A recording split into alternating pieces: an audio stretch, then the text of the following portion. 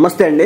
ఆంధ్ర రాష్ట్ర ఉప ముఖ్యమంత్రి పవన్ కళ్యాణ్ గారిని కలిసిన హైడ్రా కమిషనర్ ఏవి రంగనాథ్ గారు దేనికోసం కలిసినారు? హైడ్రా తెలంగాణలో ఒక సెన్సేషన్. ఎవరైతే చెరువులు ఆక్రమించి ఇళ్లు కట్టారో లేదంటే ఫ్లాట్లు వేశారో అన్నిటిని కూడా కూలదోసి చెరువులన్నిటిని సంరక్షిస్తా ఒక సెన్సేషన్ క్రియేట్ చేశారు రంగనాథ్ గారు.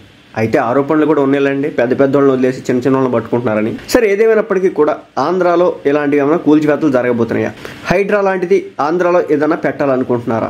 అక్రమార్కులు ఎంకరేజ్ చేసినటువంటి భూములను ఏమైనా తిరిగి లాక్కోబోతున్నారా? అసలు ఏం జరగబోతోంది? పవన్ కళ్యాణ్ గారిని ఇంత సడన్ గా కలవడం వెనక ఉన్నటువంటి కారణాలు ఏంటి? ఎవరికి కూడా అర్థం కానటువంటి పరిస్థితి. ఇద్దరు ఏం చర్చించారనేది కూడా బయటకు రానియట్లేదు. కేవలం Janasena party official Twitter account లో కావచ్చు, హైడ్రా ట్విట్టర్ అకౌంట్ లో కావచ్చు, కేవలం రాష్ట్ర ఉప ముఖ్యమంత్రి పవన్ కళ్యాణ్ గారిని హైడ్రా కమిషనర్ ఏవి రంగనాథ్ గారు మర్యాద పూర్వకంగా కలిశారు అనే మాత్రమే చెప్పడం జరిగింది.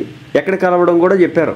ఎక్కడంటే మంగళగిరిలోని క్యాంపు కార్యాలయంలో ఈ పేటీ జరిగింది. అంటే రంగనాథ్ గారు ఆంధ్రాకు వచ్చి పవన్ కళ్యాణ్ గారిని కలవడం జరిగిందనమాట.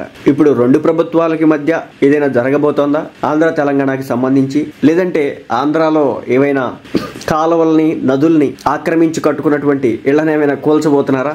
ఇలా రకరకాల సందేహాలు అయితే వస్తున్నాయి. ఇటుపక్క జనసేన పార్టీ నుంచి కానీ, అటుపక్క కూటమి ప్రభుత్వం నుంచి కానీ, మరోపక్క హైడ్రా అధికారి దగ్గర నుంచి కానీ ఎందుకు వచ్చారు, దేనికోసం వచ్చారు, ఏం చేయడానికి వచ్చారు అనేది మాత్రం తెలియలేనటువంటి పరిస్థితి.